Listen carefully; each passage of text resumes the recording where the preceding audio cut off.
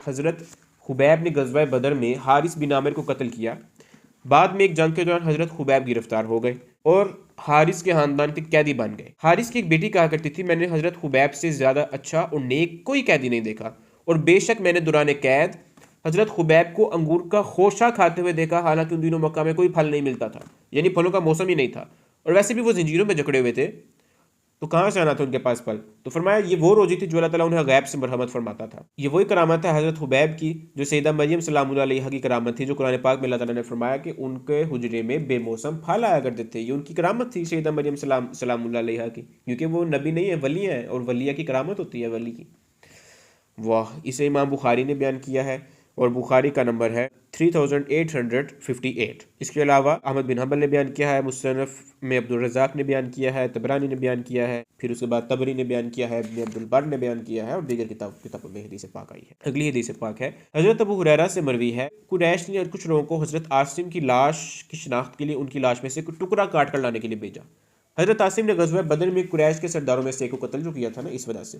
सो इन कुफार के पहुंचते ही अल्लाह ताला ने उनकी लाश के पास भीड़ों की मिसल कोई मखलूक भेज दी, जिसने किसी को उनकी लाश के पास भी फटकने नहीं दिया, और वो उनकी जिस्म का कोई हिस्सा ले जाने में कामयाब नहीं हो सके। और हदीस है बुखारी की, और बुखारी का नंबर है 2880। इसके अलावा अहमद बिन हंबल ने बयान किया है, अब्दुल रज़ाक ने अपनी मुसन्नफ में बयान किया है, तबरानी ने मुअज्जमुल कबीर में बयान किया है, इब्न अब्दुल बर ने बयान किया है, और तबरी ने बयान किया, और दीगर कुतुब में भी आई है। उसके बाद अगली हदीस पाक किया है हज़रत जाबिर रज़ी अल्लाह तआला अन्हु से रिवायत है कि जब ग़ज़वा उहद का वक्त आ गया तो मेरे वालिद ने मुझे रात के वक्त बुलाया। बड़ी प्यारी हदीस पाक और सुनिए, और फरमाया मैं यही देखता हूँ कि हुजूर नबी करीम सल्लल्लाहु अलैहि वसल्लम के सहाब में मैं सबसे पहले शहीद किया जाऊँगा, और अपने बाद रसूलुल्लाह सल्लल्लाहु अलैहि वसल्लम की ज़ात मुबारक के सिवा तुमसे बढ़कर कोई अजीज़ छोड़कर नहीं जा रहा। मुझ पर कर्ज है उसे अदा कर देना, और अपनी बहनों के साथ अच्छा सलूक करना। सुबह हुई तो सबसे पहले वही शहीद किए गए और एक दूसरे शहीद के साथ दफन किए गए। फिर मेरा दिल इस पर रजामंद ना हुआ कि उन्हें कब्र में किसी दूसरे के साथ छोड़े रखूँ, लिहाजा 6 माह के बाद मैंने उनका जसद अक़दस निकाला तो वो उसी तरह तरोताज़ा था जैसे दफन करने के रोज़ था, सिवाय एक कान के जो दौरान जंग शहीद हो गया था। आप अंदाज़ा करें कि ये करामत है किनकी, हज़रत जाबिर रज़ी अल्लाह तआला अन्हु के वालिद हज़रत अब्दुल्ला की।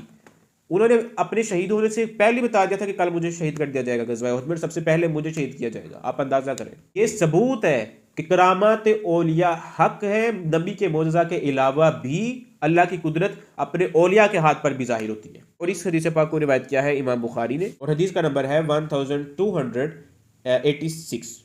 इसके अलावा हाकिम ने मुस्तदरक में बयान किया है, इमाम बैहकी ने, खतीब तबरेज़ी ने बयान किया है, फिर उसके बाद अस्कलानी ने बयान किया है।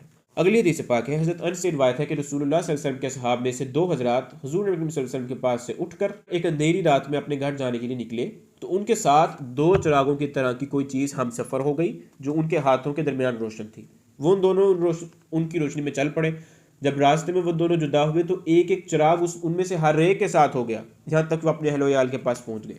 वाह। बाद इमाम बुखारी रहमतुल्लाह अलैह ने इसको बयान किया अपनी किताब अस-सही में, और इसका नंबर है 453।